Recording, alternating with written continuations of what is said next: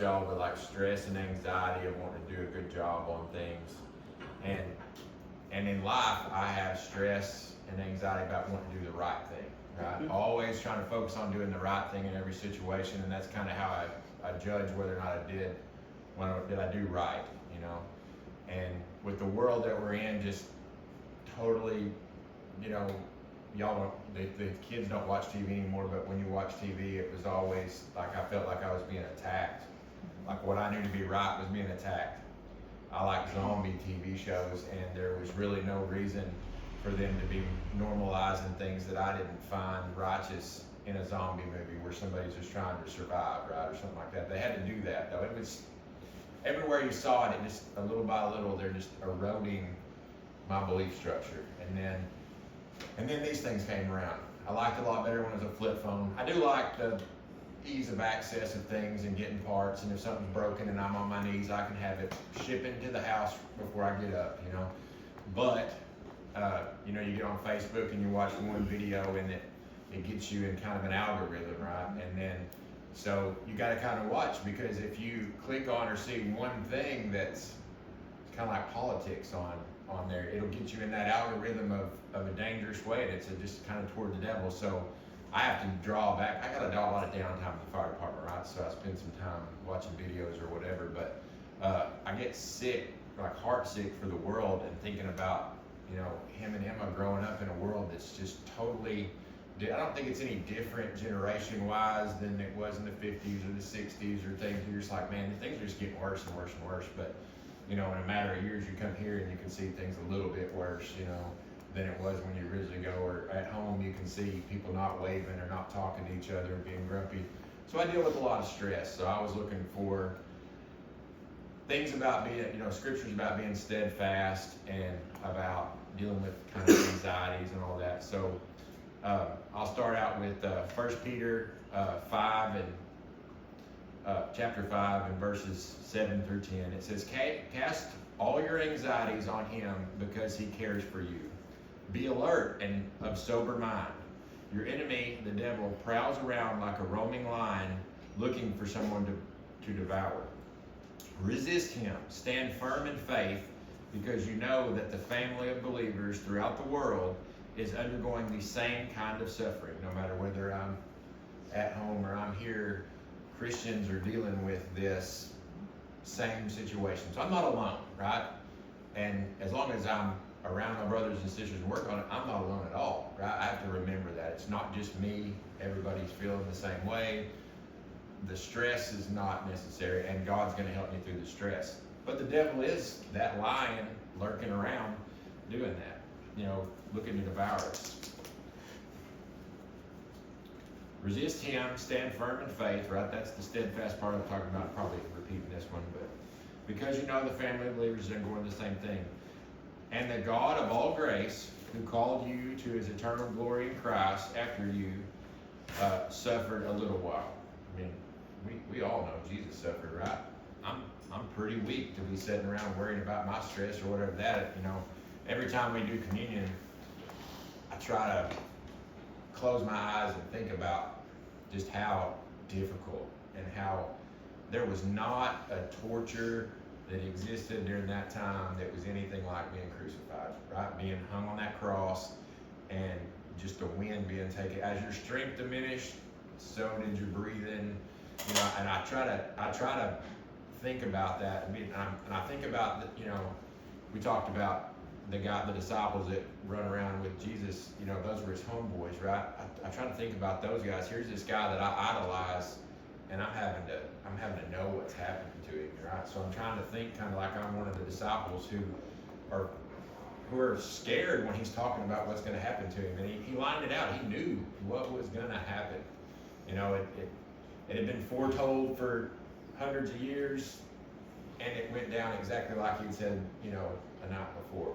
So I mean, that puts me in awe to think of if I was one of those guys sitting at that table taking the first communion, and he's telling me this, and my whole world is collapsing, you know, thinking about that. And I try to put myself in that mindset when I take communion. Kind of got off the rails on that. That really wasn't where I was headed with everything, but just to let you know kind of what I was thinking there. Another one that I like when I was going through the verses is 1 Corinthians 15, verse 58. Therefore, I like the letters. I like the letters because I need inspiration, and these letters are to inspire the churches, right? You guys are doing good, or you guys aren't doing as good as you need to be doing, and this is how you can do better, and let me build you up, and like, I need that, right? And I try to do that in my life. I try to do that with my kids. I try to do that with my friends, all the young guys that I'm working with, like I try to back everybody up. So the letters, when I listen to those, I usually do them with an audio book, and I'll go all the way through, and I'll feel more inspired and kind of pushed, by reading that. But therefore, my dear brothers and sisters, stand firm, let nothing move you. Always give yourself fully to the work of the Lord, because you know that your labor in the Lord is not in vain. So even if I think I'm not accomplishing what I'm doing to the best of my abilities, at least I'm working for it, right? Just continually working for it. Here's another one, and it's Isaiah 26, verse 3. You will keep in perfect peace those, and this is, he's saying it's a prayer. He's talking to God in his prayer. God, you will keep in peace those whose minds are steadfast because they trust in you. So, to me, I can remember my grandfather when we were on a project when I was young, and it would be hot, and we'd be doing something. He'd say, as long as we're working on it, we're gaining on it, right? And Papa Selby is a thing that me and my dad, and as my dad's father-in-law, but they were super tight. They work together all the time. So when we're working with Lucas or working with them, we're always like, hey, as long as you're working on it, we're gaining on it. The ditch isn't completely dug, and there's quite a bit to do, but as long as we're working on it, every shovelful, we're getting a little bit further along. All right, and on these ones that are up with me, this is my last verse on this, but James chapter 1, verse 12. Blessed is the one who perseveres under trial, because having stood the test, that person will receive the crown of life that the Lord has promised to those who love him. So I've got to keep my eye on the prize. I've got to keep my eye on the end of that ditch and being done, and how good it feels at the end of a project. I've got to keep my eye on when the sink's finished and we look where the wall's done, and then I can, there's nothing like that. It's kind of like the guy that ties up the load in his truck, and he goes, oh, that ain't going nowhere, right? That ain't going nowhere part makes you feel good, right? Or at the end of that project, the hug that you got from somebody because you give them something they didn't have, that's fulfillment, right? That's something I enjoy. It's just like at home when me and Luke and Dad finish a project, I kind of step back, take a look at it, and I might take a picture of it so that when I'm bored at the fire station, I can show them boys what I did. My first thing when I get to work is talking about, hey, what all did you get accomplished?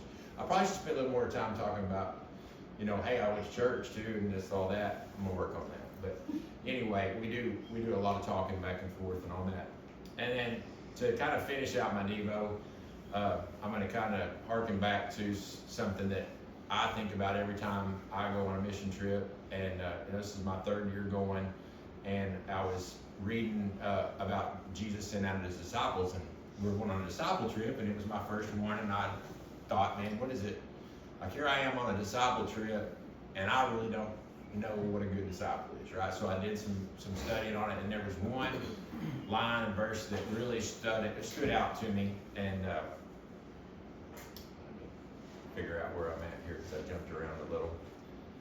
So Jesus he's got so much going on everywhere he goes. There's just so many people, and he's getting overwhelmed, and there's a job to get done, but there's more work than just he can do. So he sends his disciples out, and he's giving them instruction on how to go, and it's pretty cool. He's telling them, like, leave out and don't take any money with you, and you just got the clothes on your back, and you're not carrying a staff to fight anybody off. I don't know if y'all know, but I always carry my pocket knife from here. But anyway, you're going out, and you're going with the clothes that are on your back, and the Lord will provide, and you're going to do that. So, and this last line, I'll get to my point with the last line, but it says, whatever town or village you enter, search there for some worthy person and stay at their house until you leave. Now, I'm not at Airbnb, but Connor, who do you think a worthy person is that's here in this town